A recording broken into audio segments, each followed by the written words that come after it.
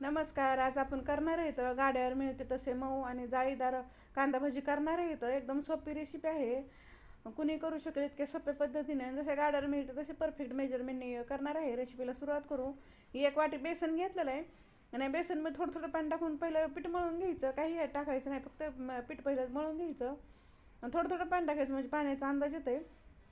असं चांगलं मळून घ्यायचं. जेवढं पीठ चांगलं मळतं तेवढं भजी चांगले होते. तर आणि सोडाही टाकायची गरज लागत नाही. मग असं कलर चेंज व्हायला लागलेला, असं चांगलं कलर चेंज होईपर्यंत बेसन पीठ फेटून घ्यायचं. बेसनाचा कलर चेंज झालेला आहे आता आणि एकदम असं सॉफ्ट झालेलं आहे. असं जाळी लागल्यासारखं झालं की चांगलं बेसन तयार झाले. मग त्या सोडाही टाकायची गरज लागत नाही, तरी पण असे मऊ भजी तयार होते. तर आता ह्याच्यामध्ये मसाले टाकून घेऊ.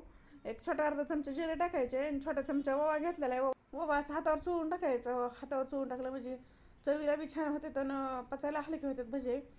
ओवा टाकलं की त्यामध्ये चवीप्रमाणे मीठ टाकणार, कारण आपण पहिलं मीठ मसाले काहीच टाकलं नाही आहे. छोटा अर्धा चमचा हळद टाकून घ्यायची. ह्या टायमाला टाकायची. जे पहिलं हळद टाकली आपण तर बेसन लाल होतं आहे. हे 4 मिरच्या आता वाटून घेतलेल्या आहेत तुम्ही, किंवा बारीक कापून टाकलं तरी चालतं, किंवा लाल तिखट टाकलं तरी चालतं आहे. 2 मिडियम साईजचे कांदे घेतलेत. बारीकही नाही कापले मोठे नाही कापले, असे मिडियमच कापून घेतले. भरपूर अशी कोथिंबीर टाकायची आणि कोथिंबीर टाकली की 2 ते 3 मिनटासाठी चांगलं मिक्स करून घ्यायचं.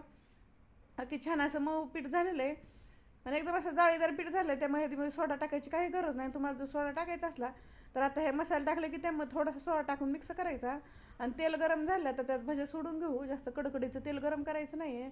धूर निघूस तर मिडियम गॅस करायचा. मिडियम गॅसवरती भजे चांगले तळून घ्यायचे, किंवा भजे सोडल्यावर असं मोठा गॅस केला तरी चालतं आहे. आणि भजे चांगले दोन्ही बाजून गोल्डन कलर येईपर्यंत शिकून घ्यायचे. भजे किती छान असे टम्म फुगलेले आहेत आणि अजिबात आपण त्यामुळे सोडा टाकला नाही आहे.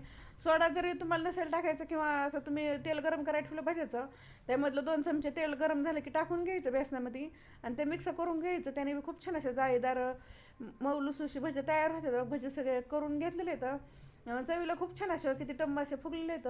सोडा न वापरता एकदम अशा गाडर भेटतात तसे भजे जाळीदार तयार झाले. तर ही माझी रेसिपी कशी वाटली कमेंटमध्ये नक्की सांगा. लाईक करा, शेअर करा आणि चॅनल जुने सबस्क्राईब करा आणि बेल आयकॉन दाबायला विसरू नका.